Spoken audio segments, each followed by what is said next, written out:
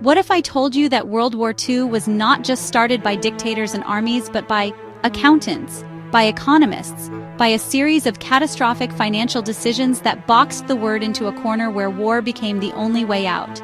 Welcome to Retro Insights. And today we're not looking at the battles of World War II, but at the balance sheets. This isn't just history. It's a case study on how economic policy, when driven by short-sightedness and vengeance, can have consequences far deadlier than any stock market crash.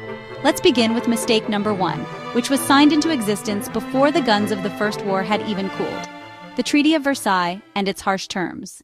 We will explore the pivotal events surrounding the Treaty of Versailles in 1919, its punitive measures, and how these contributed to the rise of resentment and militarization in Germany. The Treaty of Versailles was signed on June 28, 1919, marking the formal end of World War I. It was negotiated primarily by the Allied powers, particularly Britain, France, and the United States, and aimed to establish a peace settlement that would prevent future conflicts. However, the treaty's terms were notably harsh, especially toward Germany, which bore the brunt of the punitive measures. The treaty imposed crippling reparations instead of fostering stability. In 1919, the victors of World War I, particularly France and Britain, faced a dilemma. Their economies were shattered and their publics demanded Germany pay for the war. The result? The Treaty of Versailles, which charged Germany 132 billion gold marks, an amount equivalent to roughly $400 billion today. But here's the economic reality check from my research. This figure wasn't just punitive, it was economically illiterate. Germany and its economy in 1919 couldn't possibly generate that surplus. It was like demanding a person who earns $50,000 a year to pay back a $5 million loan overnight. The consequences were predictable. To pay the initial installments, Germany just printed more money. This led to the hyperinflation of 1923, where people needed wheelbarrows full of cash to buy a loaf of bread. This didn't just destroy savings, it destroyed faith in the entire democratic system, the Weimar Republic. It created a fertile ground for extremist messages. The Allies weren't just punishing Germany, they were economically destabilizing the entire heart of Europe, making a recovery impossible and resentment inevitable. One of the most significant aspects of the treaty was the imposition of severe territorial losses on Germany. The Saar Basin was placed under League of Nations administration, and Alsace-Lorraine was returned to France. Germany was also required to cede territories to Belgium, Denmark, and Poland, including the creation of the Polish Corridor, which separated East Prussia from the rest of Germany. These territorial adjustments not only diminished Germany's landmass, but also fueled feelings of humiliation and injustice among the German population. The loss of industrial territories further weakened Germany's economic stability, leading to widespread hardship and discontent. Militarily, the treaty drastically limited Germany's armed forces. The German army was restricted to 100,000 troops, and the country was forbidden from possessing an air force, submarines, or tanks. The Rhineland was demilitarized, and the German navy was severely curtailed. These restrictions were perceived as humiliating and left many Germans feeling vulnerable and betrayed. The punitive measures of the Treaty of Versailles fostered deep resentment within Germany. Many Germans viewed the treaty as a diktat, a dictated peace imposed unfairly without their input. The War Guilt Clause, Article 231, explicitly placed sole responsibility for the war on Germany, which further inflamed nationalistic sentiments. This sense of injustice and humiliation created fertile ground for political extremism. As a result, nationalist sentiments surged. Political leaders and groups, including the nascent Nazi Party, exploited these grievances to rally support. The widespread dissatisfaction with the treaty's terms contributed to a desire to restore Germany's former glory through rearmament and territorial expansion. Militarization increased as Germany secretly began rebuilding its armed forces, defying the treaty's restrictions. The Treaty of Versailles, with its harsh terms, not only punished Germany, but also sowed the seeds of resentment and militarization. These factors played a crucial role in shaping the political landscape of Germany in the years that followed, ultimately leading to the rise of Adolf Hitler and the outbreak of World War II. Mistake number 2, the global tariff war and the collapse of trade. After the relative stability of the late 1920s, the Wall Street crash of 1929 hit, And the world and its response was a masterclass in how to make a bad situation worse. Instead of coordinating, every major power turned inward. The iconic policy here is the American Smoot-Hawley Tariff Act of 1930, which raised U.S. tariffs on over 20,000 imported goods. The goal was to protect American jobs. The result? A global tariff war. Every country retaliated, and world trade collapsed by over 60% between 1929 and 1934. Think about what this means for a country like Japan or Germany. They were industrializing but lacked vast natural resources like oil and rubber. Their economic survival depended on trading their manufactured goods for those resources. When the global trading system shut down, their economies were strangled. This created a powerful, desperate incentive. If you cannot trade for resources, you must conquer them. The policy of beggar thy neighbor quite literally created beggar thy neighbor with tanks. Mistake number 3, the gold standard strangulation. Today, central banks can adjust interest rates and stimulate economies. But in the 1930s, most countries were shackled to the gold standard. Your currency had to be backed by gold. This meant that during a depression, you had very few tools to fight back. If your economy was struggling, you couldn't just print money to stimulate it. You didn't have the gold. Instead, you had to raise interest rates to attract foreign gold, which crushed domestic borrowing and made the depression deeper. This had a domino effect. When Austria's largest bank, Kreditanstalt, failed in 1931, it triggered a financial panic that spread across Europe. Germany, still reeling from Versailles, had its credit lines frozen. The gold standard acted as a transmission belt, spreading the American financial crisis directly and mercilessly to Europe.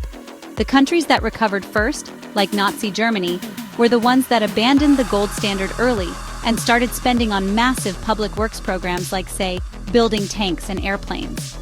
The rigid adherence to this economic orthodoxy by democracies like France and the US prolonged their suffering and widened the power gap with a rearming Germany.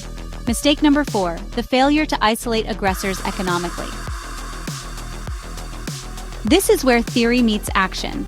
In the 1930s, as Nazi Germany, Fascist Italy, and Imperial Japan began their aggressive expansion, they were incredibly vulnerable economically. Germany, in particular, was desperate for key resources like oil, iron, and rubber. The democracies, the US, Britain, France, held an enormous economic weapon. They controlled the global financial system and resources. A coordinated oil embargo or a freeze on German assets in 1936, when Hitler remilitarized the Rhineland, could have brought the Nazi war machine to a grinding halt before it even started. But they did not. Why? 2 reasons. 1. Appeasement policy. The hope that giving Hitler a little of what he wanted would avoid a larger war. And 2. Profits. American corporations like Standard Oil and Ford, and many others, were still doing business with Germany, fueling their industrial base. The economic self-interest of powerful actors prevented the kind of decisive economic pressure that could have stopped the aggression in its tracks. We will explore the policy of appeasement adopted by Britain and France in the lead-up to World War II, focusing on its key events and the consequences of this approach. The policy of appeasement was primarily driven by the desire to avoid another devastating war following the horrors of World War I. Britain and France, still recovering economically and emotionally from the previous conflict, sought to maintain peace by making concessions to aggressive powers, particularly Nazi Germany and Fascist Italy. The belief was that satisfying some of their demands would prevent further conflict and stabilize Europe. A pivotal moment in this policy was the Munich Agreement of 1938. British Prime Minister Neville Chamberlain and French Premier Édouard Daladier, along with Adolf Hitler and Benito Mussolini, convened in Munich to negotiate the future of Czechoslovakia. Hitler demanded the Sudetenland, a region with a significant ethnic German population, claiming it was necessary for the German people. The Western leaders, aiming to avoid war, agreed to Hitler's demands, allowing Germany to annex the Sudetenland. Chamberlain famously declared he had secured peace for our time, believing that conceding to Hitler's territorial ambitions would satisfy his expansionist aims and prevent conflict. However, this policy of appeasement proved to be a miscalculation.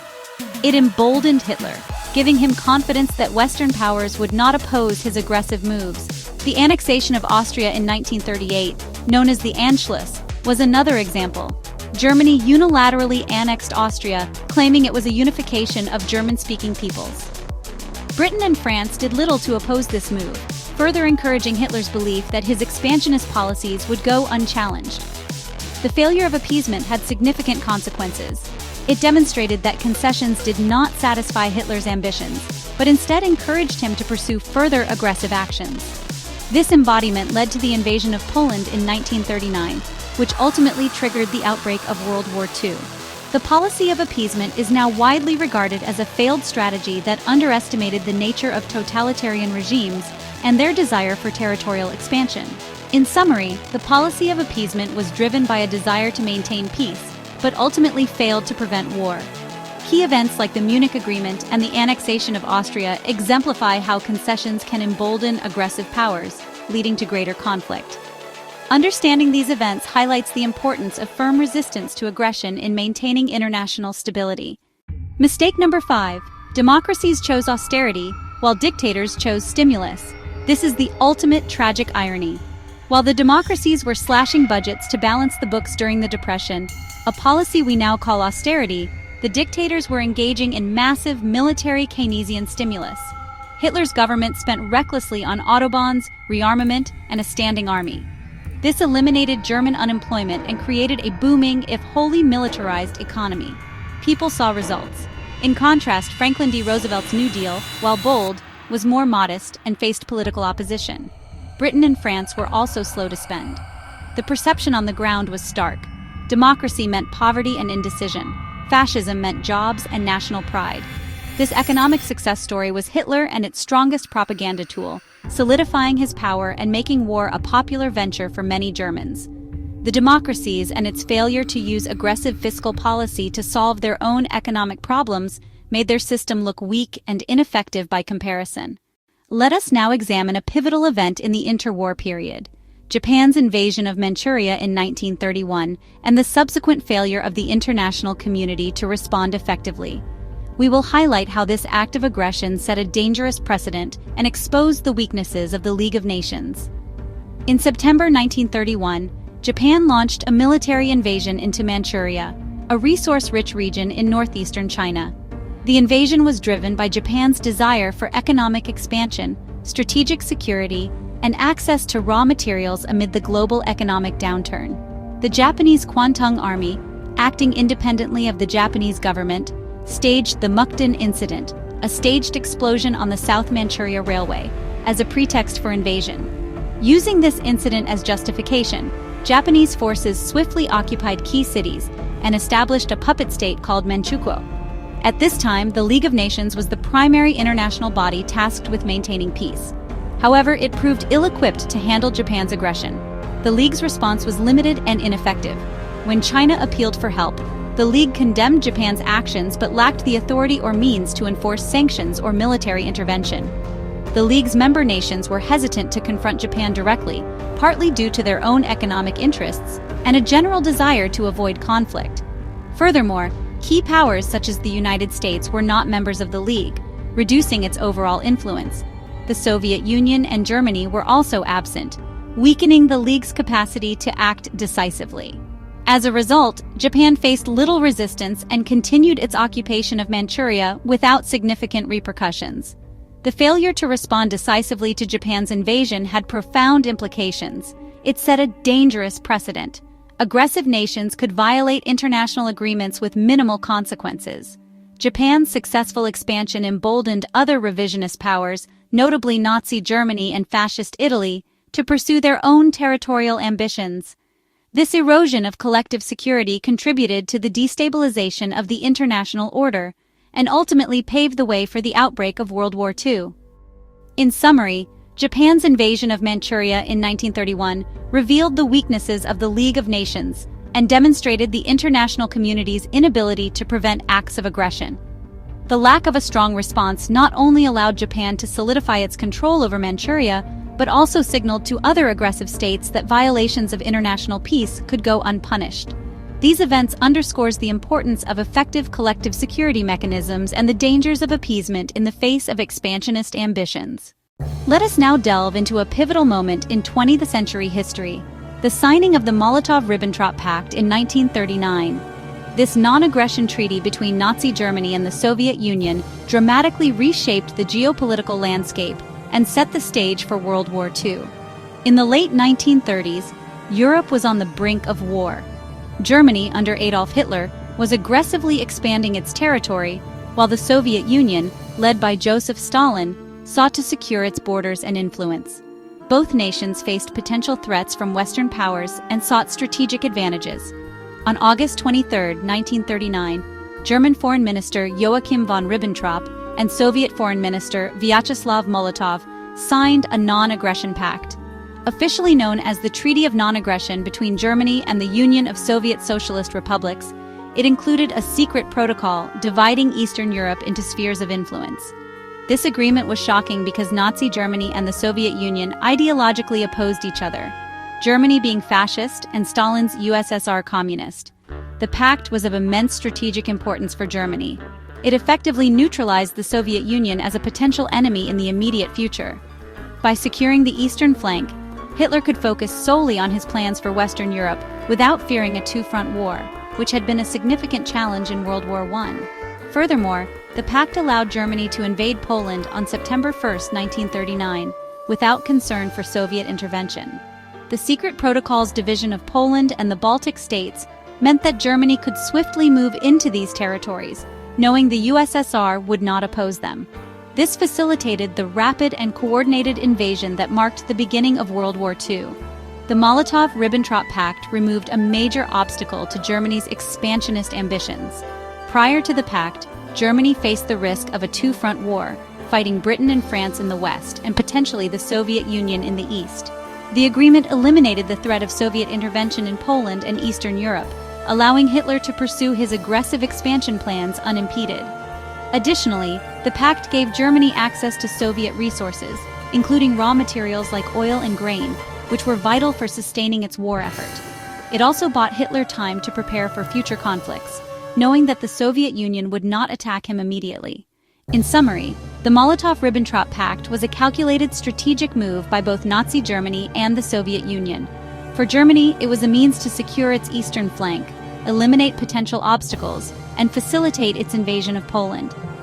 For the Soviet Union, it provided time to strengthen its defenses and expand influence in Eastern Europe. This agreement, though temporary and ultimately broken in 1941, was a key turning point that set the stage for the outbreak of World War II.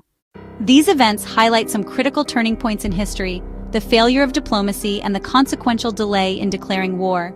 There were missed opportunities, indecision, and miscalculations which contributed to escalating tensions and ultimately led to conflict. In the years leading up to the outbreak of war, numerous diplomatic efforts were undertaken to prevent escalation.